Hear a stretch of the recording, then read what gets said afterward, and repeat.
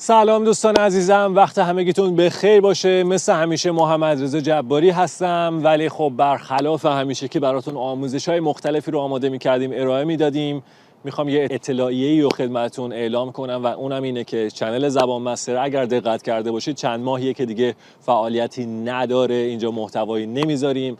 ازتون دعوت میکنم که چنل جدید ما یعنی چنل ترکیش زدم رو دنبال کنید. همین الان بی زحمت این کارو بکنید تا فراموش نکنید. همه فعالیتامون، همه ویدیوهای جدیدمون بسیار قوی‌تر، بسیار با کیفیت‌تر توی محیط داره توی چنل جدیدمون، بازم تکرار میکنم، ترکیش زدم انجام میشه، ضبط میشه براتون، ارائه میشه براتون.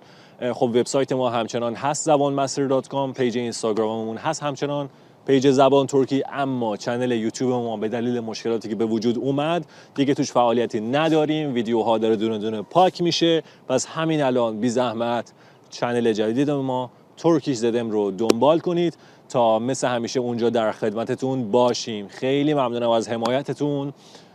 این همه وقت ما رو در این چنل دنبال کردید، ما رو سابسکرایب کرده بودید، برامون کلی کامنت گذاشتید، کلی لایکمون کردید. مرسی ازتون.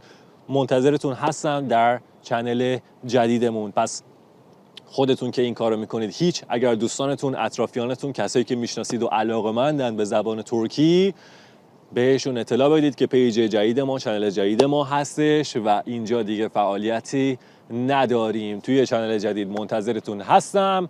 ممنونم. خدا نگهدار.